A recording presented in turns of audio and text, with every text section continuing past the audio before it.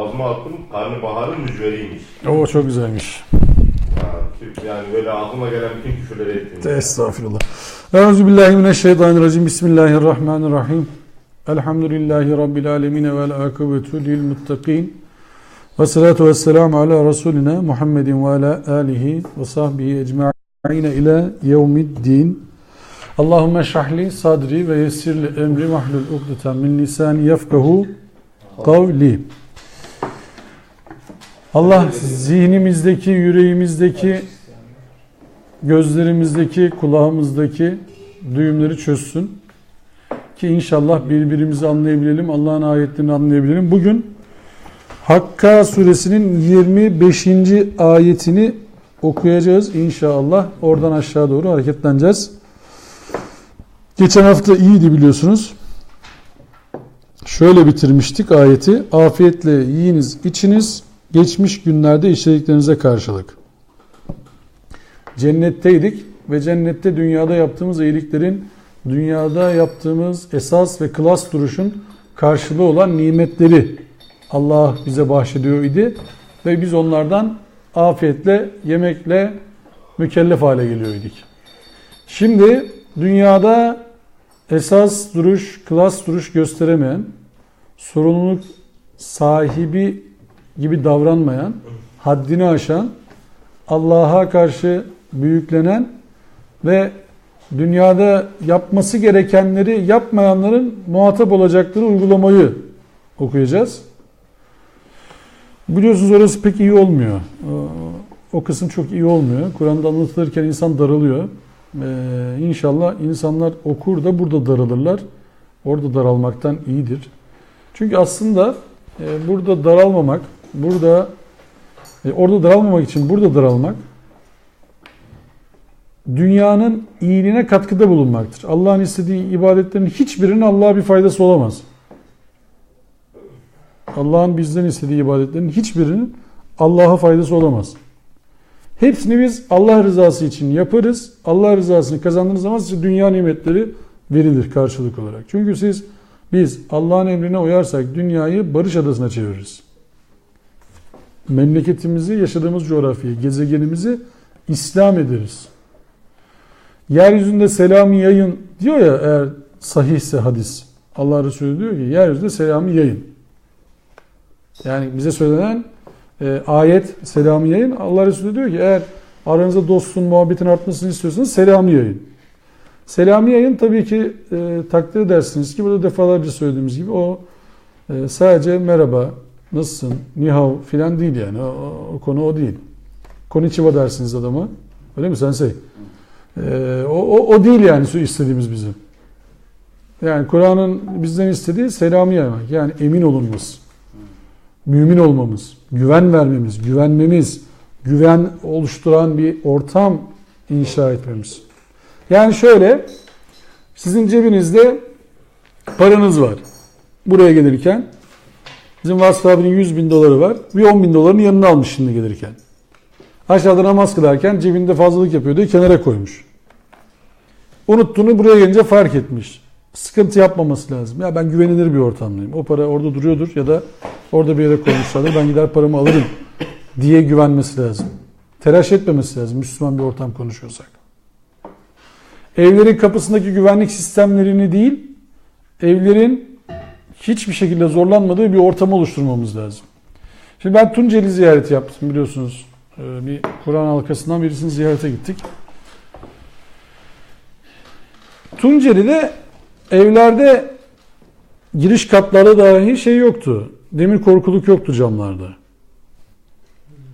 Yani dediler ki burada hırsızlık olmaz kardeşim. Ne hırsızlığı yani? Demir korkuluk ne yapacağız yani evimize koyup da biz? Yani gecenin bir yarısında burada kadınlar gezebilir. Kimseye de bir şey olmaz yani.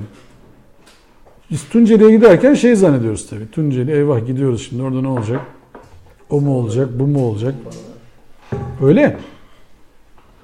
Böyle bambaşka bir manzarayla karşılaştık. Şimdi burası diyoruz ki biz daha güvenli bir yer. Öyle asma katlar, giriş katlar filan şey böyle korkuluk olmayan bir yapı var mı? Ben şey gördüm. Geçen sene Antep'e gittim hocam. Yemin olsun 5. katta, 6. katta abi aşağıdan yukarı hep korkuluk vardı. Bak en alttan 6. kata kadar şok oldum böyle. Dedim ki bu nedir dedim. Hocam siz Çin'e gidin. Guangzhou falan oralara. Ya ama ben Kırılınca karı kadar. Hepsinde var. kabul ediyorum ama sonuçta Parmaklı. Antep yani o kadar da güvensiz olamaz yani. Niye? 40. 6. 7. kata kadar açılıyor mu? korkuluk koymuşlar. Evet. Şimdi korkulun bir de öyle kötü tarafı var biliyorsun. Korkuluklara basa basa korkuluk olmayan cama kadar çıkabiliyorsun. O kadar korkuluk yapmasan 1. katta bıraksan bir şey olmayacak fazla. O yukarı tırmanamayacak adam örümcek adam değilse. Üstteki biraz zarar görüyor. Ha, üstteki içeriden bir koruma yapsa bitti gitti bir şey olmayacak yani. Bir de ateş falan bir şey olursa yanacak şey. Kendisi de kaçamaz. Kendini atamıyor dışarıya. İşte insan kendini dünyaya böyle zindan edebilir. Oradan İnsanın kendini böyle bir atmasın, değil mi? özelliği var yani. Neden öyle bu hükümet o yerlisizlerle şerik de onlarla paylaşıyor. Onlar Nerede? yersizlik yapsa Çin'de değil mi?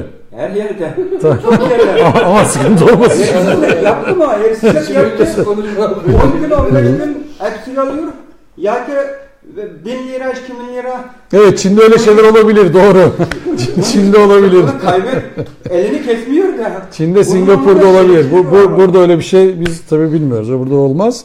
Çin'de olabilir. Bunu ağır ceza verse. Yok diyor ki Sağlam gibi Çin'deki ceza diyor güvenlik kuvvetleri ben niye Türkçe anlatıyorsam zaten adam Türkçe konuşuyor da neyse. Çin'deki güvenlik kuvvetleri diyor polislerle işbirliği halinde diyor. Yani o 10-15 gün sonra salıyor diyor Bir onları. ara burada öyleydi burada. Tabii o. Sonradan öyle değil. Bilmiyorum çünkü öyle değil. Öyle değil hayır. Ya. O Kur'an'da Mümkün ayet değil. var ya. Sizler zalimler gibi ceza verirsiniz diyor. Zalim yavaş ceza verir. Hırsızı Yersizler hiç ceza vermez. Zalim o yersizler paylaşım oldukça o zalim olur. Ha, işine gelir, Zalim zalimin. gibi ceza veriyor. Zalimin de işte. İyi ceza verse öyle olmaz. Adam oradan şahin gözleriyle. Caydırıcı. Evet. Şimdi bu kötülük yapan arkadaşların yapmamaları için şunu söyleyelim. Kötülüğü tariflesek mesela emri bil maruf nehyanil münkeri tariflesek. Yani Kur'an'da genel iyi ve genel kötü olarak tariflenen emri bil maruf nehyanil münker. Çünkü bize emrediliyor. Emri bil maruf yap, nehyanil münker yap. Yani biz gittiğimiz yerlerde bunu yapacağız. Biz Finlandiya'ya da gitsek, Uganda'ya da gitsek, Moritanya'ya da gitsek, Amerika'ya da gitsek bunu söylememiz gerekiyor ve bunun orada kabul görmesi gerekiyor. Kur'an'ın kapsayıcılığı, bütünlüğü burada. Bunlar ortak değer olmalı. Ortak değer olmalı ki emri bil maruf nehyanil münker olsun. Finlandiyalı da kabul etmeli. Kabul etmeli bunu yani. Biz bunu hani illa dini bir şey olarak Aynen onu söylemiyorum. Aynen öyle. İslam duruşunu yapmış sergilememiz lazım. Değil yani. İslam duruşundan ziyade insanlık duruşunu sergilememiz lazım. Sen Müslümanım diye İnsanlık duruşunu sergilememiz yani. senin kriterin ne diyecek adam şimdi tamam mı? Bize. Allah. Biz de adama diyeceğiz ki bizim kriterimiz emri bil maruf nehyanil münker. Tamam mı? Biz diyoruz ki bu şimdi. Adam diyor ki sen dincisin. Hemşerim dinci değilim. Ben Müslümanım ve bana emredilen bu. Emri bil maruf yapacağım nehyanil münker. Ne demek bu? What is mean? Ne demeye çalışıyorsun yani?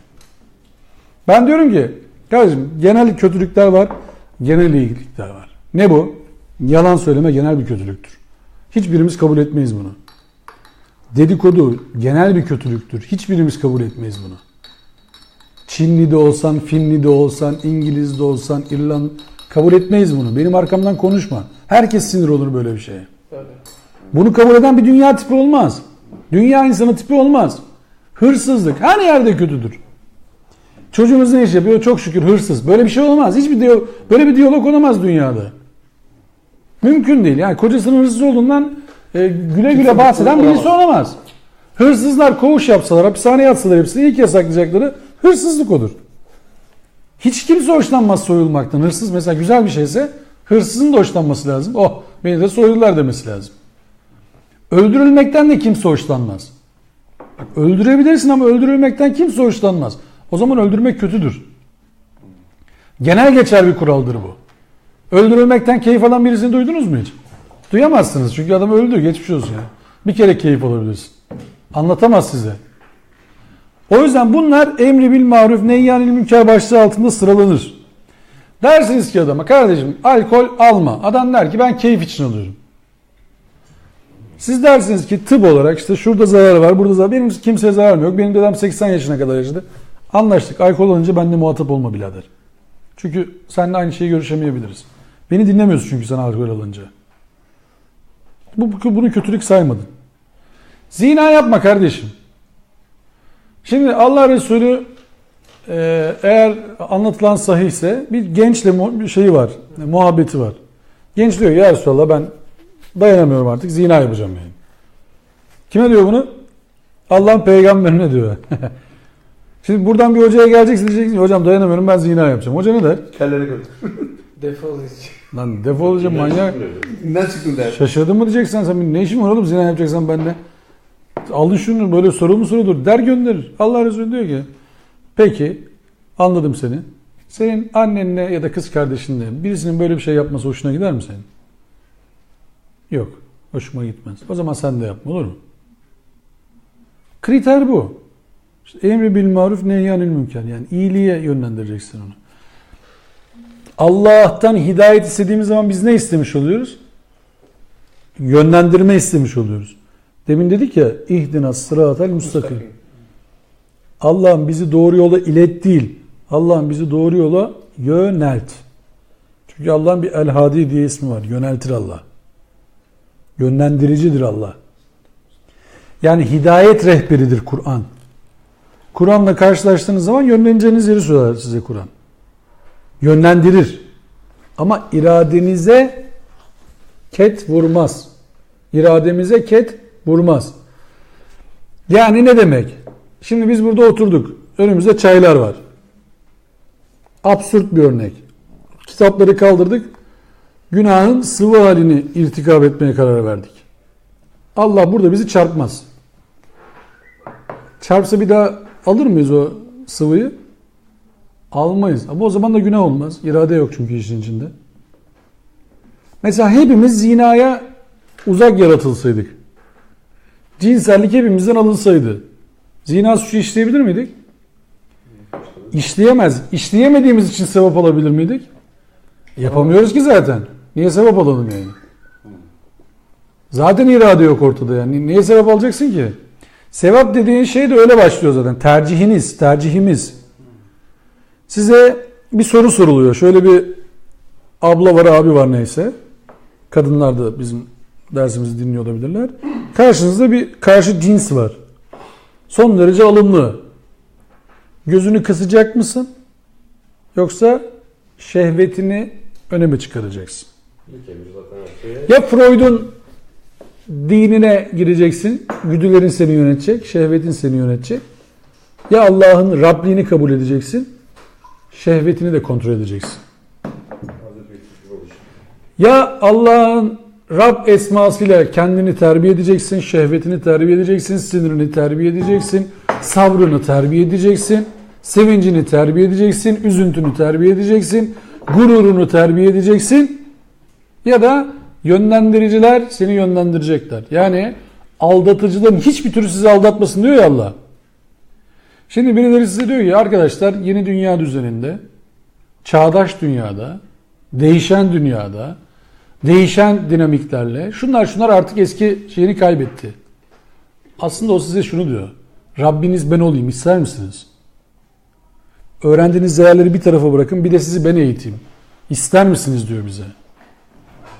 Sizin bir inanç sisteminiz var. Bak siz sahipsiz değilsiniz. Biz sahipsiz değiliz. Farkındasınız. Bir terbiyecimiz var bizim. Rabbimiz var. Sahibimiz var. Ama birilerine bakıyoruz böyle tipine. Güzel giyinmişler. Alımlı çalımlı.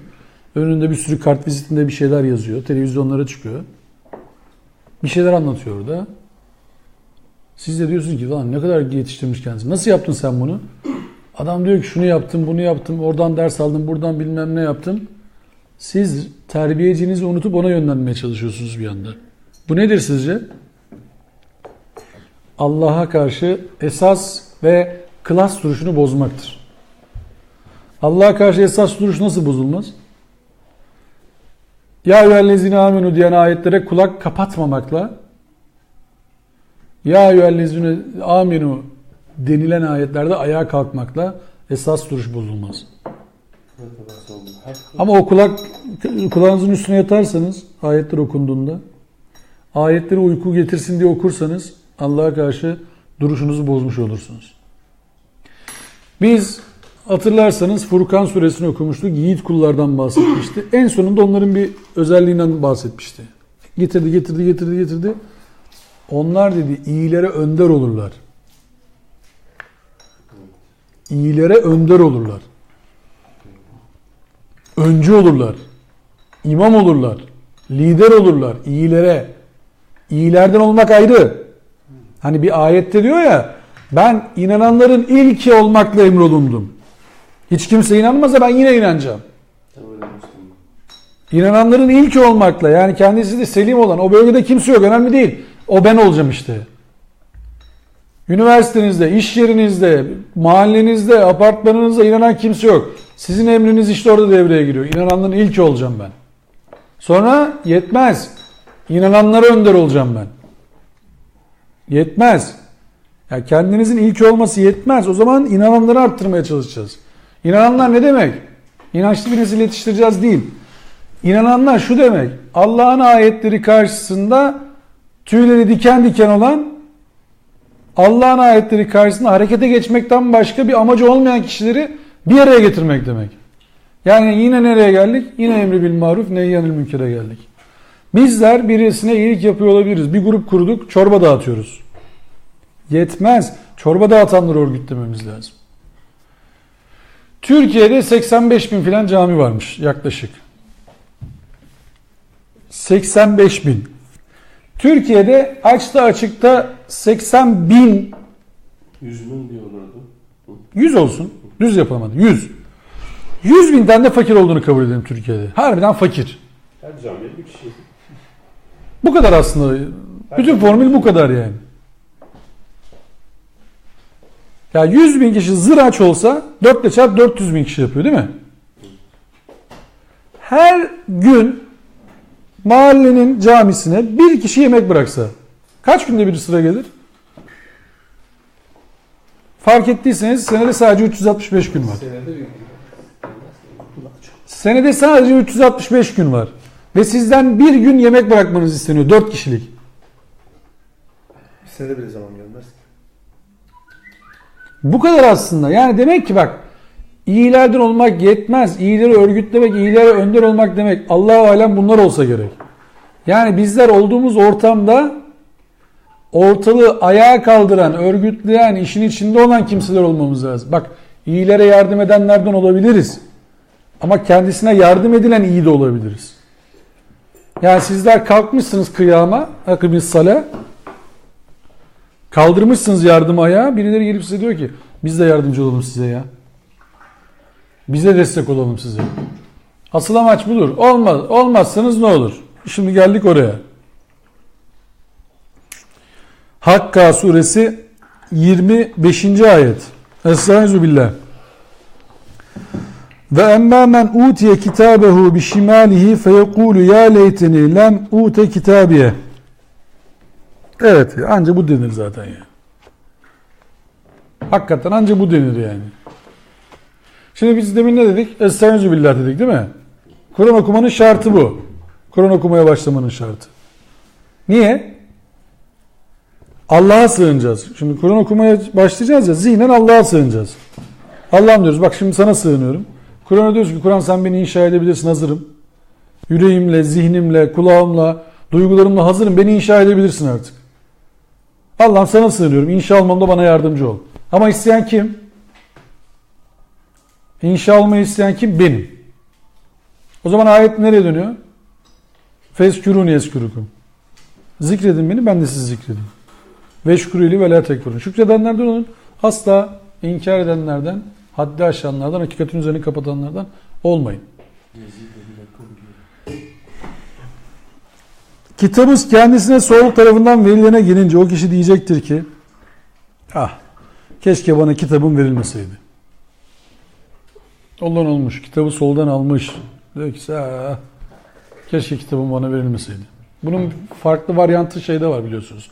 Nebe suresinde var. Yakulu ya leytini kuntu turaba. Diyor ki ya keşke toprak olsaydım ya. Keşke bu anı görmeseydim yani. Getiriliyor, hesap önüne çıkarılıyor. Diyor ki ya keşke toprak olsaydım ya. Bu Bu hiç olmadı. Keşke toprak olsaydım, Mustafa Hoca şöyle de okuyordu. Keşke toprak olsaydım şu demek diyor. Ya keşke dünyada toprak kadar verimli olabilseydim. Toprak o kadar üretken ki. Ya keşke ben de üretken olabilseydim. Aslında salih amelle birleştirince doğru bir okuma gibi geliyor bana. Çünkü o Asr suresinde bize söylenen ne? Vel asr innel insan lefî husr illellezine amenu ve amilus salihat ve tevasav bil hak ve tevasav bis sabr. Aminu ve amilus salihat. Yani imanınızın meyvesi salih amel olmak zorunda. Sonra insanlara hakkı ve sabrı tavsiye etmelisiniz. Bir de bunun Beled suresi versiyonu var değil mi? Ya Beled mi? Fecir mi? Orada da önce yapıyorlar, yetime bakıyorlar, yoksula bakıyorlar, miskine bakıyorlar, sonra sabrı ve merhameti tavsiye ediyorlar. Önce bakıyorlar. Elinden geleni yapıyorlar. Ben de Beled diye hatırlıyorum ama bir kontrol etsenize. Sonra sabrı ve merhameti tavsiye ediyorlar.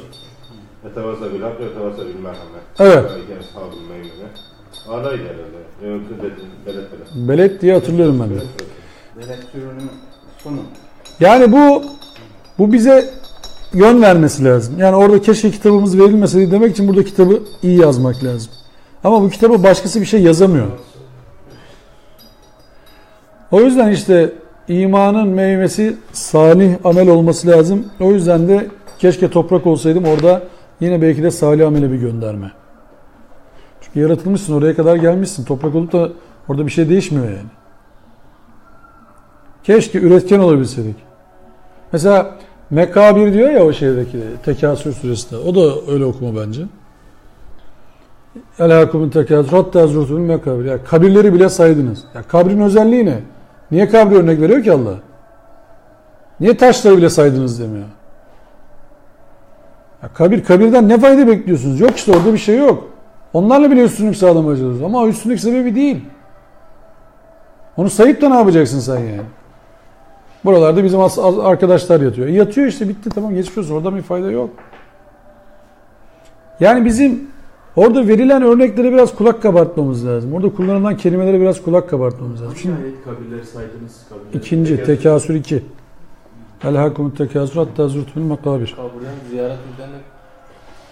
Ziyareti demeyelim de yani o kabirden bir fayda bekliyorlar. Onunla üstünlük sağlamaya çalışıyorlar.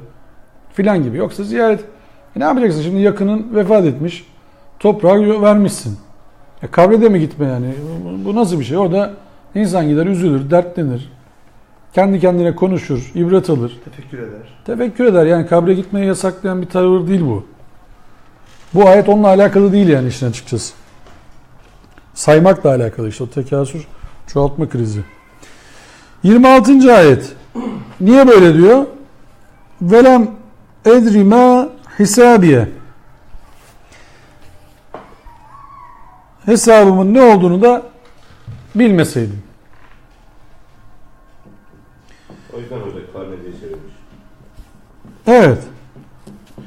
Ya leyteha kânetil gâdiye. Hesabımın keşke onunla, yani ölümle her iş olup bitseydi. Yani ölsek bitseydi, arkasında olmasaydı. Mefterde gelmeseydi, bitseydi, iş gitseydi. Şimdi bu ölmeden önce ölmeye üzülürsün. Öldükten sonra keşke bari ölümle kalsaydım diyor. Hani o ayet var ya bir tane, okumuştuk onu, hatırlıyorsunuz. Bugün bir ölümü değil diyor, ölümlerin hepsini çağır. Ölümlerin hepsini isteyin diyor bugün.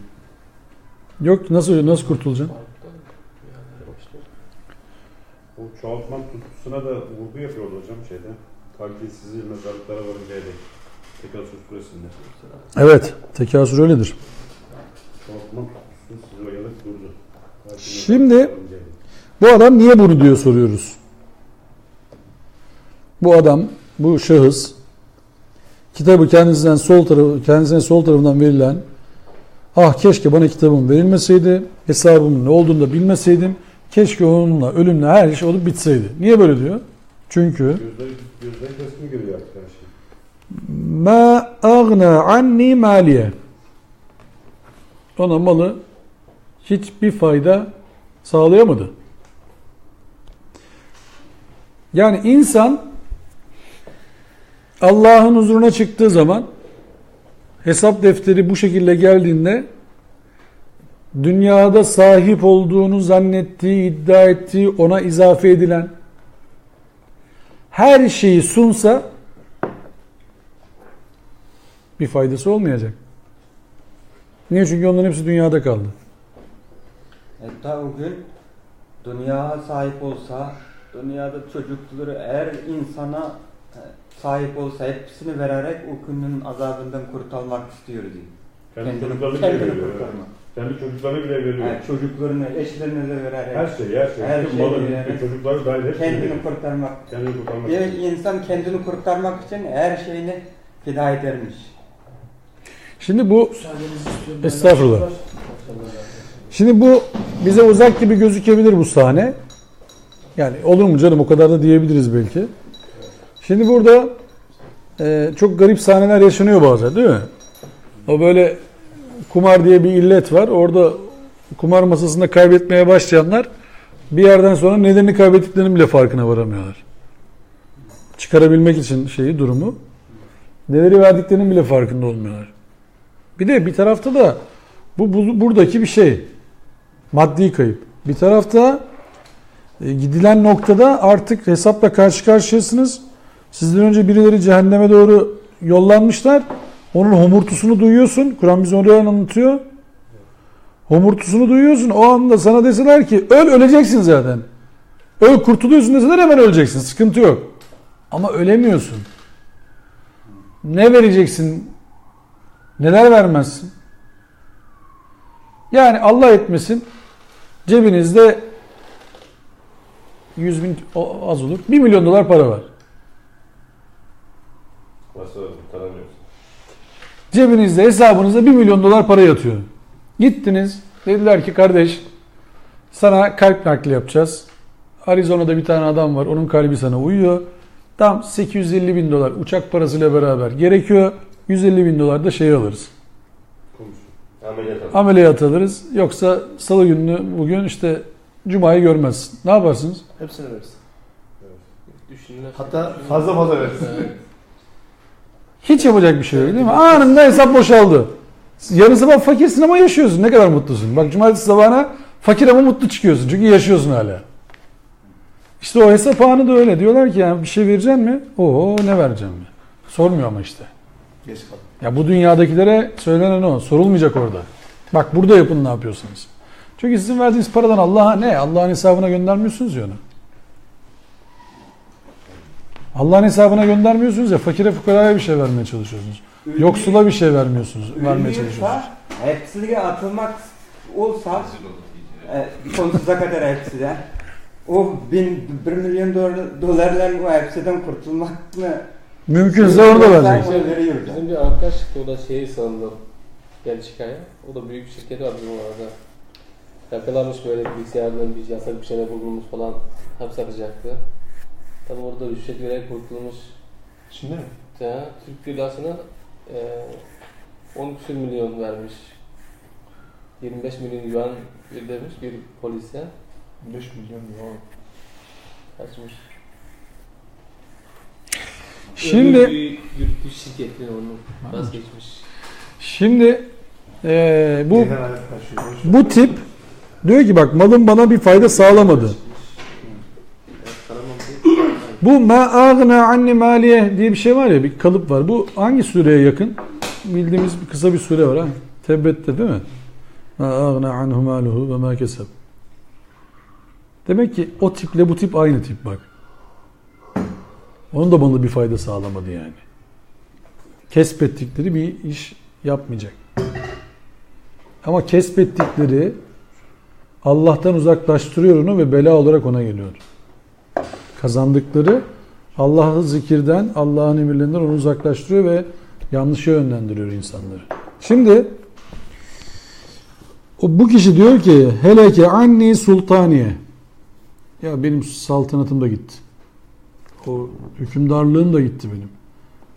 Belki işçileri vardı, belki yönettiği insanlar vardı, belki şeyleri vardı, fabrikaları vardı, belki arabaları vardı. Gitti, onlar da gitti diyor ya. Şu anda diyor bunların bana hiçbir faydası yok. Hepsi gitti yani. Nasıl bir tezgah bu? Hepsi gitti. Bir de kitap geldi üstüne. Bırak. Hepsi gitti. Bir de defter geldi. Defter de açma daha iyi yani.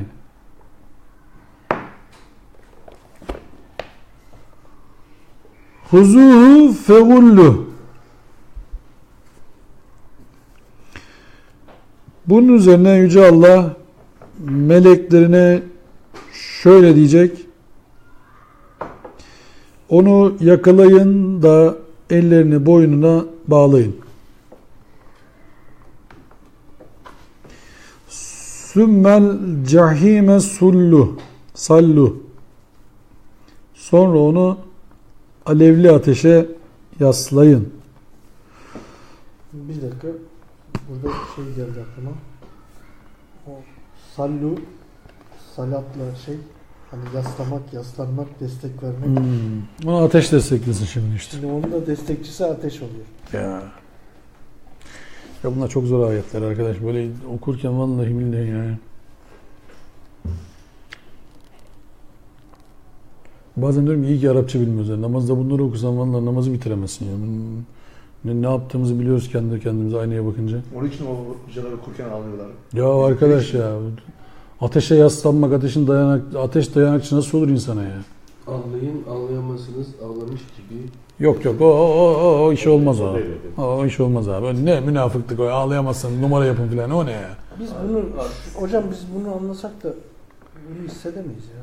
Kavrayamayız. Hissedersin, şöyle hissedersin abi. Biz anlasak bunu, şimdi sen bu ayetleri seçersin. Bir tavsiye edeyim mi? Tavsiyede bulunayım mı? Haddimi aşarak. Okuyacağınız sureleri, Türkçelerini, manalarını ezberleyin abi. Bak, farkındaysanız demin makam filan yapmadan okumaya gayret ettim. Ben ona dikkat ettim. Namazda niye öyle yaptınız? Okuması gereken öyle aslında. Ya sen şimdi Türkçe'de konuşurken makamla mı konuşuyorsun? Yok. Evet. Niye Arapçada makam? Yani Peygamber Efendimiz Yani ben o ilk defa Yani bu manası anlayarak gülünç gelmiyor mu kendisine böyle şey yaparak not. Şimdi yaparım da burada canlı yayın yapıyoruz da. Bana garip gelen şu şimdi. Yani bu mesela Cuma hutbelerinde de var ya. Yani bu senfonik hale getiriyorsun, tamam mı? Garip bir şey bu. Allah iyiliği emreder, yakınlara bakmayın. Bu ne gereği var abi yani? İnnallâhe ye'muru bil adli vel ihsani ve ita. Allah yakınlara bakmayı, iyiliği emrediyor. Ya sen niye bunu böyle söylemiyorsun da uzatıyorsun, kısaltıyorsun, tek anne yapıyorsun? Gerek yok ki. Yani ayetleri okuduğunuz zaman mesela o Zilzal suresi var ya. İzâ zülziletil ardı zilzâleha ve ahracetul ardı eskâleha ve kâlel insânu mâ leha. Ne dedi şimdi insan? Ne oluyor dedi ya. Ve insan diyecek ki ne oluyor? Ya orada hızlı geçemezsin. Ve kâlel insânu mâ leha. Ya böyle bir ne oluyor demek yok ki. Ya şaşırmışsın. Diyecek ki ne oluyor ya? Şeyde niye dururlar? Böyle tecvidli Kur'an okumayı biraz bilenler onu bilirler. Ve nufiha fi's-suri fe izâ minel ecdâsi ilâ rabbihum yansurun. Kâlû yâ veylena men ba'senâ min merkadina hâzâ mâ va'adarrahmân ve sadakal murselûn. Yani orada sekte yapın derler, durun derler. Niye? Çünkü orada kalktılar, dediler ki lan bu Resullerin söylediği doğruymuş ya. Kim uyandırdı biz dediler önce, tamam mı? Gönderilen peygamber tabii. Doğru söylemiş. Ve nufiha fi's-suri fe izâ minel ecdâsi ilâ rabbihum. Kâlû yâ veylena men ba'senâ. Kim uyandırdı bizi? Hâzâ mâ va'adarrahmân ve sadakal murselûn. Ya bu Resullerin söylediği doğruymuş ya. O şaşkınlıktan sonra onu konuşursun çünkü. O yüzden sekte yaptırırlar orada. Yani o Tekvir suresinde var ya, diyor ya, eynel mefer. Kaçış neresi? Kella la vezer. Yok. Bugün yardımcı falan yok. Kaçış yeri yok. Sığınacak yer de yok. Yok, böyle bir şey yok bugün. Her şey gizli kalmayacağı, her şey sırların döküleceği yer. Ya bugün öyle bir şey yok. Ayetin sonunu İnfitar suresini okuduk işte aşağıda. Vel emru yevme izin lillah. Bugün söz, emir sadece Allah içindir. Yani o yüzden diyorum, okuyacağınız surelerin Türkçelerini, Çincelerini, hangi dilse işte öğrenip okumaya gayret ederseniz namazlarınızda daha bir şevk olur Allah'ın izniyle. Kendi dilinde ezberlemek çok, bu iyi tavsiyede bulunduğunuz hocam, bu çok iyiymiş.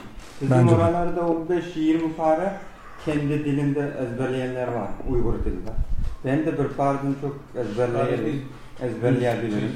Yüz demek parede. Kendi. Türkçe mealini yapayım mı? Zaten anlıyorsun. Şota'nın tercümanı vardı, hatırlıyorsun bu kere. Şota'nın Türkçe söylediklerini Türkçe çeviriyordu. Onu anlatsın anlıyorsun. Aynen. Bize de pare dedi ya.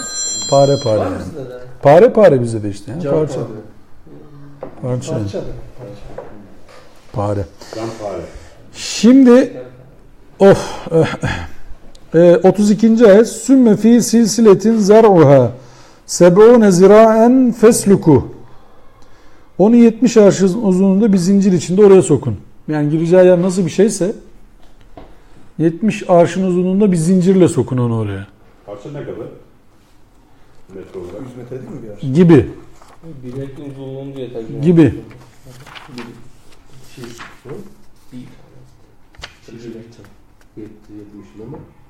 Dirsek ile yapılan uzunluk ölçüsü. Yani şurası kadar işte. Evet. Bir arş.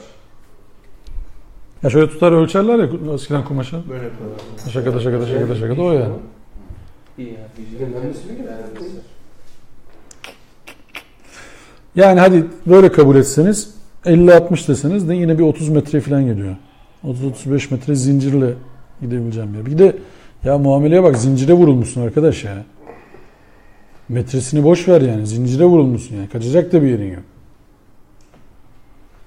Yani bir bu sure ayeti var ya, o demir tokmaklarla vurulur, kaynar sular dökülür üstüne, ondan sonra demir tokmaklarla vurulur. Demir sopa. Ha, demir sopalar. Şimdi bu adam malı fayda sağlamadı. Saltanatı da koptu gitti. Allah da onu yakalayın dedi. 70 arşın zincire vurun dedi. Ne? Bu adamın özelliği ne? İnnehu kâne lâ yu'minûne billâhil azîm.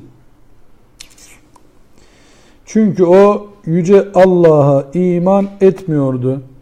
Etmiyordu da ne oluyordu? Etmiyorsa etmiyor adam yani. İnnehu kâne yüce Allah bahsediyor değil mi? Diyelim ki yani İnnehu kâne. Tevvâbe. innehu kâne idi yani o. Geçmiş zaman artık. İnnehu kâne idi. Kâne idi o. Yani geçmişte oldu o. İnnehu kâne dediği zaman o idi. La yu'minûne billâhil azîm. İman etmeyenlerdi. Azim olan Allah'a iman etmeyenlerdendi. Tam iman etmiyorsa etmiyor adam. Ne oluyor yani? Hiçbir şey olmuyor ama. Etmiyor. Ne oluyor yani? Etmeyince ne oluyor? Yine güneş. Etmiyor, duruyor adam. Rüzgarlar. Yok öyle bakma. Hani etmiyor diye niye bu kadar ceza yediyor adam şimdi? Bir de şunu da yapmıyor. Gördün mü sen? Şimdi hani adam ateist sorusu. Ne? Etmiyorsa etmiyor kardeşim yani. Etmiyorsa etmiyor. Ne bu yani? Şimdi o bu kadar ateşe vurulacaksın da zincire vurulacaksın da filan. Yani bir Allah'a iman etmedik diye böyle muamele olur mu diyor ya adam. Engel olup fitne çıkartıyor. Devamı ne? Ve la yehuddu ala ta'amil miskin. Yoksula. Yoksula Bu ayet nereden aklınıza geliyor? La ta'amil miskin. Evet. Maun suresi değil mi? Namaz, yazıklar olsun namaz. Feveylül lil musallin ellezine hum an salatihim sahun ellezine hum yuraun ve yemnevunel maun. Şimdi burada diyor ki Allah ve la yehuddu ala ta'amil miskin. Yardım gününde yetime bakın. 3 gün. Bir de onda da kalmıyor. Feleyse lehul yevme hahuna hamim. Yoksulu doyurmayı da teşvik etmiyordu. Bu sebeple bugün onun candan bir dostu yoktur. Tamam, demek ki kimseye yardım etmeyince kimse dostun da olmuyor senin. O hamim Allah'ın bir sıfatı değil miydi? Esması. Yok. Hamim diye esması yok. Dostu yok. Ve la ta'amun illa min gıslin. La ye'kuluhu illa'l khati'un. Bile bile sürekli büyük hata yapanlardan başkasının yemeyeceği irinden başka yiyecek de yoktur ona. Yani demek ki bu kötü muameleye maruz kalmak için, bu kötü sonuna karşılaşmak için ne yapılması gerekiyor? Allah'a iman etmeyeceksiniz. Yoksulu doyurmayacaksınız. Haddinizi aşacaksınız. Günahtı bile bile ısrar etmek ne? Zaten haddi aşmanın en büyüğü. Çünkü niye bu? Günah için. Hayır, her günah için mi derken şimdi bu zaten günah tariflenmiş ya burada şimdi. Günahta bile bile ısrar ediyorsun. Bu ne demek? Önceki saydığı iki günahtan. Tabii bu günahları kapsıyor buradaki sayfada. Ne demek bu? Şimdi azim olan Allah'a isyan ediyorsun. Azim olan Allah'a isyan etmek nasıl olur? Başka bir azim bulmakla olur değil mi? Allah'tan Başka bir büyük Allah'tan bulacaksın. daha Min dunillah. önem veren. Min dunillah da değil hatta bu. Aslan işte yani. Yok. Bu tam gücü min neyse, gücü neyse, yani neyden medet umuyorsa. işte birine Allah'lık izafe etmek bu. işte bir makama, bir Yani min dunillah şöyle tarif etsek daha doğru. Allah değil Allah'ın aslı. Ona söyleyince Allah'a gidiyor. Bu azim, Allah da azim, bu da azim gibi bir şey bu. Yani Allah'tan korkmuyor mesela. Ondan korkuyor. Bu arada Patronundan Allah'a korkuyor. inanmamış. Tabii. Ondan sonra miskine yedirmemiş. Evet. Teşvik etmemiş mi yoksa? Yedirmemişler. hem yedirmemiş hem teşvik etmemiş. Burada teşvik etmemiş. Tamam, yoksulu doyurmayı da teşvik etmiyordu diyor. Şimdi kendisi teşvik etse ne olacak? Yani Yedirme. yapmayın diyordu yani. Niye Evet, yapıyorsunuz onu? başka Yahudu demek Sen teşvik git, etmiyorsa sen git Allah'ın savaşsın Hazreti Musa'nın şeyindeki gibi ona da Allah baksana getiriyor. İşte diyorum ya bak, demin bahsetmeye çalıştık ya, önder olacaksınız. Yapmanız da yetmiyor bak. İşte ben onu demek istiyorum. İşte yapmanız da yetmiyor. Teşvik etmek. Teşvik edeceksiniz, örgütleyeceksiniz insanları. Ya bu mahallede garibanlar var, bu ilçede garibanlar var, bu semtte garibanlar var, bu ülkede bastığı topraktan aç bir yeri olmayanlar var. Aktif iyi olmak zorundayız. Bu kitap uyarman için indirildi diyen ayet var ya, şu uyarmak için insanların uyarılırsak, bu bir millet çok günah işleyen millet, o Allah'ın azabına uğraması net olan millet ne de agahlandırıyor, uyarıyor bir insanlar. Ular kurtuluyor. Net olsa da onu uyarmak lazımmış zaten. Uyarmak çok önemli. Çok yerde var ya uyarmak. Tabii bir arkadaşın yanlışa düştüğünü uyarmak güzel. Yanlışı varsa söylemek lazım. Daha bugün dikkat Yani ediyorum. Aslında böyle Bir düşkün fakirlere olabilir. duyursak Söylemek yeter lazım. diye düşünüyorduk yani. Olmaz. Bak böyle değilmiş. Burada bir derste bahsetmiştik. Şimdi aktif iyi, pasif iyi, aktif kötü, pasif kötü. 4 grup. Ama aslında bu 2 grup. Aktif iyi, Kötü. İyi. pasif iyi, aktif kötü, pasif kötü. Aktif iyi ile kötü. Tabii. 4 gruba gibi ayırıyoruz. Pasif iyi. İki grup gibi. Kötülerin destek. 2 grup. Pasif iyi kötülerin destekçisi olabilir ancak. Flu yok yani herhalde. Olmaz. Flu yok. Olmaz. Siyah beyaz. Çünkü siz pasif iyi olarak kaldığınız müddetçe aktif kötüler öne çıkacaklar. Yani mahallenizde 3 tane serseri kişi vardır. 4 tanedir. Daha fazla yoktur. Ama onlara dokunulmadığı müddetçe serserilik, prim yaptığı müddetçe serserilerin sayısı çoğalır. İyiler onlara dokunmadığı müddetçe, iyiler birlik olup onlara durun beyler yapmayın bunu demediği müddetçe, Bir de şey var ya. emri bil maruf nehyanil münker yapmadığı müddetçe çok ses çıktığı için onlar örgütlenirler ve bir anda kötülük hakim olur. Yani bir şey anlatırlar. Firavun'a bir tanesi demiş ki ya niye bu kadar kötüydün? Bana kimse bu kadar kötü olduğumu söylemedi ki demiş.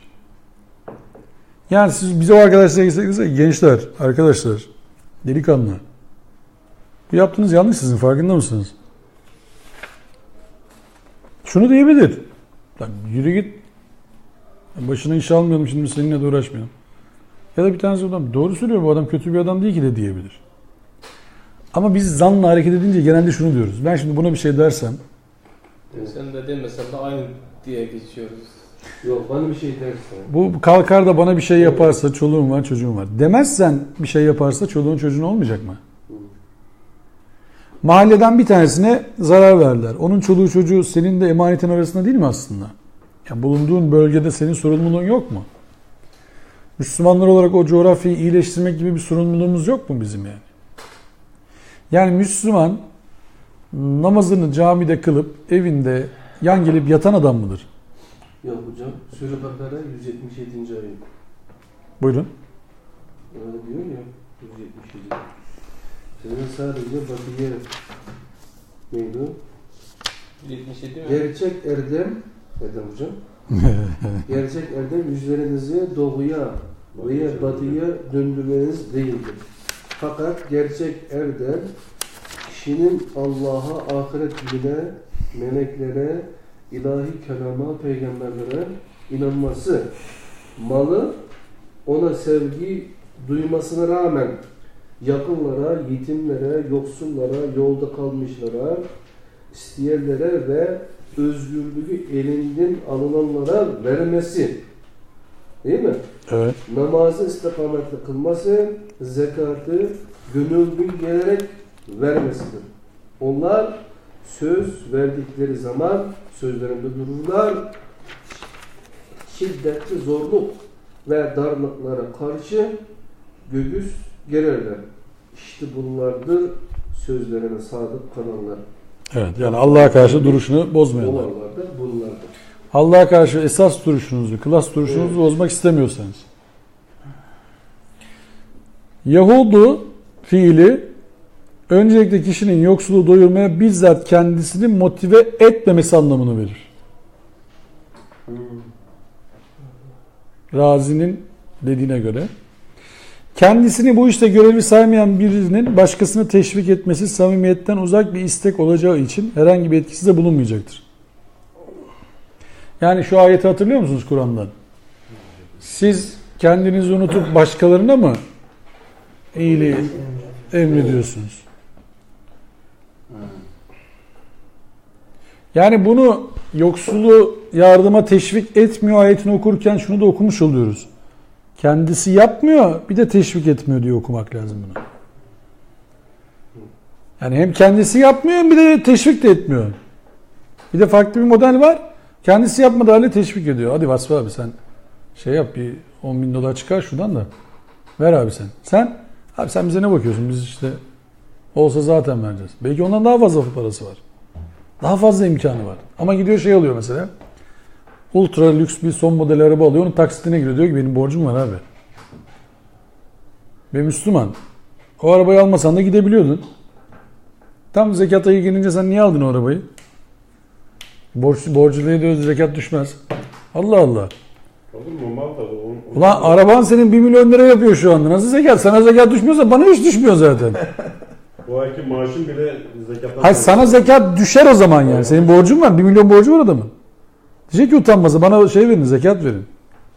Evet. Ya ne yapıyorsunuz? Residence bilmem ne residence'da oturuyorsun. Evden diyor zekat düşmez. Allah nereden düşer bu zekat ya? Hiçbir yerden düşmez. Nakit canlı varsa olur. Yoksa olmaz. Allah da bunu söyleyebilecekler mi acaba? Yani ben İslami Residence'da bir tane daire almıştım yaklaşık 1 milyon dolara. Bütün parayı oraya gömdüm. O sene zekat veremedim. Bir daha da hiç veremedim zaten. Nakitte hiç param kalmadı benim. Bunu dese Allah kabul edecek mi acaba sizce? Ha öyle mi kıldım? Tamam o zaman geç. Çadırda da oturabilir, yaşayabilirsin. Yok ya 1 milyon dolarlık evde oturmana gerek yok hocam ya. Yapmayın. Yani bizim oturduğumuz evler, iyi evler de vardır aramızda. Şimdi bir şey demiyorum ama hani 1 milyon dolarlık evde oturmadan da yaşanabiliyor yani. O kadar da bir şey olmuyor. 1 milyon dolarda oturanda o kadar yemek yiyor. İyileşmiyor. Bir tane karnını doyuruyor. O kadar karnı olur. Yani bu hani şimdi Allah'ın huzurunda şunu diyemeyeceğiz emin olun yani. Ben şimdi bilmem ne rezidanstan ya Rabbi ev aldım. O yüzden zekat veremedim. Bu geçerli sebep olmayacak söyleyeyim size. Neyse hadi zekat konusunu geçelim. Ramazan geliyor. Ramazan'da zaten millet veriyor. Bu ayda zekat verilir mi? Ramazan'da ancak. Niye? Çünkü 2'ye çarpılıyor, 3'te çarpılıyor falan. Evet. Mesela zekat şeyi yıldan yıla hesaplanmıyor mu? Yıldan yıla. Yani ama sen bir tarih koyuyorsun. Ben Ramazan'dan Ramazan'a yapıyorum. Tamam tarih koyuyorsun ama sene içerisinde verebilirsin onu yani. Ya verirsin sadaka o değil. Sadaka değil. Verebilirsin. Mesela Hayır şeyleri verebilirsin. Tabii. Anladım. Taksitlerini verebilirsin yani. Taksitleri de verebilirsin. bana şimdi lazım. Sen yok Ramazan'da gel. Ramazan'da gel diyorsun. Kardeşim şimdi Ramazan'da 5 yazıyorsa şimdi Yok, niye yok, veriyorsun? tabii, Allah Allah tabii, falan. tabii. Vasfi abi Ramazan'da gel verelim işte. Ya ne bizim sevabımıza mı göz diktin? Nedir yani bu? Böyle şey olur mu değil? İyi maşallah biz saymıyoruz onu. Ben saymıyorum. Yorumunu yapmakta olduğumuz Hakka 34'te bak Fecir demin okuduk ya Fecir 17-18'de yetime yardımcı olmayıp onlara ikramda bulunmamanın peşinden yoksulu doyurmamaya birbirini teşvik etmemek zikredilir. Hakka suresinde ise yoksulu doyurmamaya teşvik etmemektedir. Yüce Allah'a inanmamanın hemen peşinde gelmekte ve konunun imanla yakın ilgisine dikkat çekilmektedir. Yani sevgili abiler, iman ettim deyip yırtamayız abiler. Salih amel dediğiniz şey yardım etmekle başlayan, kendinizi feda etmekle, kendinizi işin içinde örgütlemekle başlayan bir şeydir. Yani ben, söylediğimi hiç kimse yanlış anlamasın, Allah'a sığınırım kalp kırmaktan, haddi aşmaktan. Hiç kimseye Allah rızası için şu derse gel bak, çok ihtiyacımız var sana demek benim işime gelmiyor işin açıkçası. Çünkü bak bu derslerde 50 kere 100 kere söylendi haşyet konusu. Hiç konuşmadıysa 100 kere konuştuk haşyet konusu. Allah'a karşı duyulan bilinçli saygı. O saygıdan dolayı harekete geçmek. Benim için, Vasfı abi için derse gelecek. Gelmesin, hiç gerek yok öyle bir şeye. Sıkıntı yok. Biz yine görüşürüz arkadaşlarımızla. Sıkıntı yok. Çok arkadaşım var. Sizin de var. Sizin için derse geliyor. Gelmesin, gerek yok öyle bir şeye. Bu masanın tek aktörü var Kur'an. Tek baş aktörü var Kur'an. Onun haricinde herkes gelir gelmez sıkıntı, ben dahil. Ben bugün varım yarın yokum, önemli değil. Ama bu masanın tek aktörü olacak Kur'an. Her zaman birinci sırada o olacak. Ve her zaman birinci sırada Allah rızası olacak. Hepimiz arkadaş olacağız, hepimiz görüşeceğiz, edeceğiz. Ama Kur'an yoksa hiçbirinin önemi yok. Bu gecenin üzerinde söylüyorum. Yani haşyet burada önemli olan şey. Bütün gün araba kullanıyorsun. Bütün gün kafa patlatıyor. Ticaretle uğraşıyorlar. Kaynakçılık yapıyor kardeşim. İnşaatı, ticareti, bilmem muhasebesi. Herkesin işi gücü var. Ahmet Hoca bütün gün öğrencilerle uğraşıyor. Tahmin ediyorum sıkıntısı da var. Gelmeye çalışmış. Ben de bütün gün la ilahe yapmıyorum. Bizi buraya getiren şeyin Allah rızası olması lazım. Allah rızası haricinde hiçbir şey bizi bağlayamaz burada. Ben bütün gün mesaj atsam ne olacak ki size? Pazartesiden başlayayım mesaj atayım. Gelin lütfen gelin, gelin. Birbirimizden utanarak gelmemezlik ya da gelmelik yaparsak olmaz bu iş. Ya Vasfı abi üzülmesin diye derse geliyorum. Gelme, öyle bir şey yok. Öyle bir numara olmaz yani. Vasfı abi üzülmesin diye derse geliyorum. Allah'ın ayetiyle Vasfı abinin ne alakası var? Evet, derse gelmeyenler gelsinler gerçekten. Ya olacak iş mi bu yani? Vasfı abi üzülmesin diye derse geleceğim ben. Gelmem o derse. Kime saygısızlık yaptığının farkında değilsin birine saygı yaparken. Olacak şey mi bu? Söylenir mi bu yani? Ama Ferit abi üzülmesin diye derse geldim. Sen ne dediğinin farkında değilsin ya. Olacak iş mi o? Allah'ın ayeti okunacak sana. Allah'ın ayetinden bir ayet daha öğreneceksin. Belki bir ayet daha öğrenme şansın yok. Ben nazı çekeceğim kendime. Ya ben işte gelmeyeyim bu akşam da falan filan. Olacak iş mi bu ya? Ya işiniz yok mu evinizde sizin? Hiç mi işiniz yok buraya geldiniz? Biz derse gelmeyi teşvik edemiyoruz. Yoksulu doyurmaya teşvik etmeyi nereden şey yapacağız? Neyse. Yani arkadaşlarla alakalı söylemiyorum. Bak diyorum ki derse gelmesi için, bak Esma dersi yaparken de durumum aynıydı. Kur'an dersleri için de durumum aynı. Hiç kimse gelmediği için gönül koymam. Gelsin diye de çok büyük uğraş yapmam. Bak ilan ediyoruz her hafta. Kaç senedir devam ediyoruz? Oldu mu 4. sene? 5. seneye girdik. Esma da devam etti çünkü 6. sene neredeyse. Aynı sayıda devam ediyoruz. Artıyoruz, azalıyoruz falan bilmem ne. Ama yani gelinsin diye yapılıyor bu dersler. Ben bunu tek başıma da okuyabilirim evde değil mi? Abdülaziz Başkan'ın bütün gün şeyde okuyor, internette okuyor. Varsa içelim, yoksa yani teşvik ediyoruz biz birbirimizi aslında. Birbirimizi hatırlatıyoruz yani. Başka yapacağımız bir şey yok. Dinliyorlar bir şey hocam. Öyle dinliyorlar bir şey. Takip ediyorum diyenleri var. O Allah'tan başka dostluğunuz Kendi- yok kendi- diyor ya. Ben ona sizler belki ona hissetmek, ben kadar hissetmiyorsunuz diye düşünüyorum. Benim de çok akrabalarım vardı bizde yette çocukta. Annem, babam, çok arkadaşlarımız. Şimdi buraya geldim bir buçuk sene. Kendim bir Allah'tan başka hiç kimsem yok. Oh, süper. Onu Allah'tan başka hiç kimse yok olmanın tadıdan ben iyice Tadı çok tattım güzel, da. evet. Bu da sıkıntısı mı var? iyiliği mi çok var bir şeymiş bu. Bunu önce de okuyorduk onu. Allah'tan başka şeyimiz zaten yokmuş. Aslında yoktuk onu iyice hissettim ben. Aslında yokmuş zaten. Bunu var diye ben bir sene kadar benim çocuklarım var, annem var, babam var, o kardeşlerim var diye düşünüyordum. Şimdi benim Allah'tan başka hiç kimsem yok diye düşündüm şimdi. Yokmuş zaten. Ben var diye düşünüyordum bir sene kadar. Şimdi öyle düşünmüyorum. Yani Allah'tan başka hiç kimsem yokmuş zaten. Bunu tercüme etmeyeceğim. Bunu anladınız herhalde değil mi? Burada daha konuşacak bir şey yok yani. Bunu çok net anladınız yani. Bunda daha konuşacak bir şey kalmadı bize. El-miskin kelimesi fakirlikten daha ileri ve daha kötü bir düşkünlüktür. Fakirlik genellikle başkalarıyla ilgilenebilecek yeterlikte bulunmamayı içerirken miskinlik gününü geçirmeye mecali olmamayı, yoksulluktan dolayı yerinden kımıldayamamayı ve evinden dahi ayrılamamayı ifade eder. Sadece açlığı mı yoksa Yok, genel düşkün, bitmiş ihtiyaç, yani. Bravo. genel Yani adamın ayağı tutmuyor, bilmem ne. Miskin. Bunların hepsi miskinin içine girer yani. hani bir şeye ihtiyacı olan... Mesela biz şeyi çıkarttık ya bak, İbrahim'i çıkarttık ya televizyona. Serebral palsi hastalarının, o modda olanların tamamı bu miskin ayetinin içine girer. Ben size söyleyeyim. İhtiyacı olan. Birisinin Bakıma muhtaç bakıma muhtaç. ve birisi olmadan yanında nefes dahi almaları zor o çocuklar. Yani nasıl? Babasının tabiriyle söylüyorum. İbrahim tükürüğünü atamaz, İbrahim kibriti söndüremez. Siz daha nasıl muhtaç arıyorsunuz? Ve bu çocuklara Müslüman olduğu iddia edilen toplumda el uzatan sayısı yok denecek kadar az. Biz Allah'ın huzurunda defter alacağız.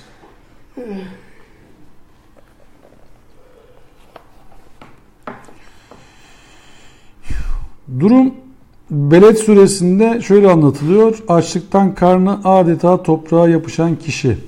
Durum böyle olunca Allah'a iman etmemenin devamı olarak yoksullarla ilgilenmemek İslam inancının şiddetle reddettiği bir davranış bozukluğudur. Kur'an'ın pek çok ayetinde değişik şekillerde birçok yönüyle infak meselesi üzerinde durulur. Eğer Kur'an toplumsal alanda en önemli önceliği nedir diye sorulsa ilk cevap yetimlerin, fakirlerin, yoksulların, miskinlerin gözetilmesidir diyebiliriz. İşte Kur'an daha ilk surelerinden itibaren konuyu bütünüyle kendine mesele edinmekte, inananlarına bu görevden kaçınmamaları gerektiğini öğretmekte, durumu müsait olmasına rağmen aksi davranış yapanları Allah'a karşı samimiyetsizliğin, haddini bilmezliğin, kısmen imansızlığın ve ahireti yalanlamanın bir parçası saymaktadır. Fecir 18, Maun 3'te geniş şekilde ele aldığımız üzere yani kitaplarında hocam, yoksulu doyurmamak bir sosyal küfürdür. Bunun aksi olarak yardımlaşmak da sosyal tevhiddir. Bu neden nedir ki?